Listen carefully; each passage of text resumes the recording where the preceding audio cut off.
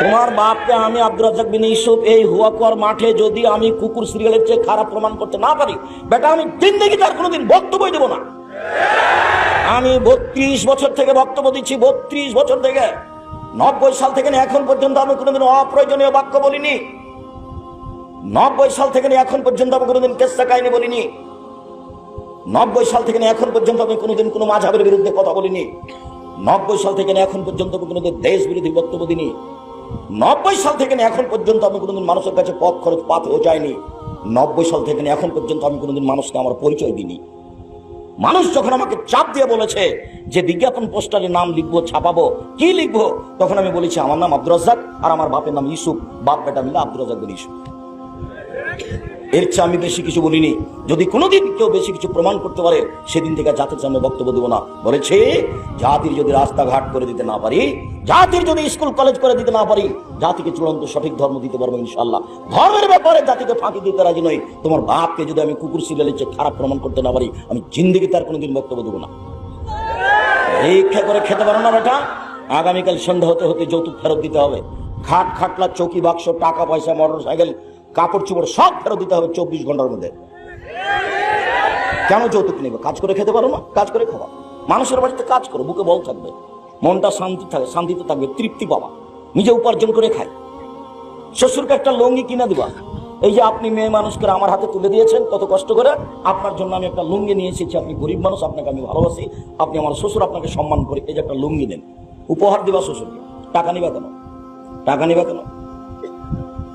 টাকার জন্য তো তুমি বউকে গালি দাও। অথচ আমি দীর্ঘদিন থেকে বলে আসছি যে স্বামী হলে 5টা জিনিস লাগে। স্বামী হওয়ার জন্য 5টা নিয়ম লাগে, নীতি, ক্ষমতা। 1, যে মানের খাবেন সে মানের খাওয়াবেন। 2, যে মানের পড়বেন সে মানের পড়াবেন। 3, বউকে কোনো সময় কটু কথা বলবেন না।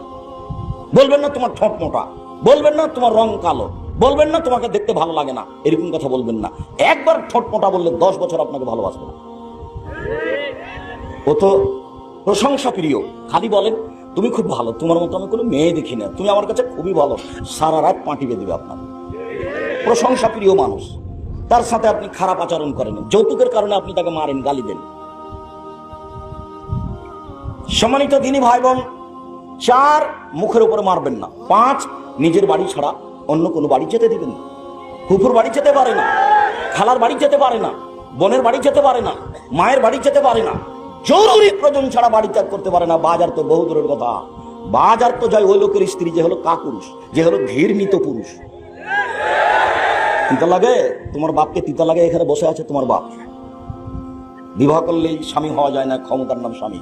চোখ যেভাবে ঘুরে বউ সেভাবে চলে, তার নাম স্বামী। চোখ যেভাবে ঘুরে বউ সেভাবে চলে, তার নাম স্বামী, তার নাম ক্ষমতা। আল্লাহ রাসূল বলছেন রাজুল রাইন ফি আহলি বাইতিহি ওয়া মাসউলুন আন রাইতিহি, যে বাড়ির মালিক, যে স্বামী, সে হলো বাড়ির জিম্মেদার। স্ত্রীর উপরে তাকে বিচারের মাঠে অক্ষরে অক্ষরে জিজ্ঞাসা করা হবে। কাপড় আপনি কিনবেন, মোটা কিনেন আর চিকন কিনেন আপনি কিনবেন। আর আপনার বউকে অভিমান কমাতে হবে। অভিমান মানে কি যে কাপড় নিয়ে আসো, খালি মোটা কাপড় নিয়ে আসো, এরকম কথা বলা হবে না। এই নিয়ে আসো, সেই নিয়ে আসো। অভিমান থাকলে অভিমান পূর্ণ হবে না, সংসার ভালো হয়েও চলবে না।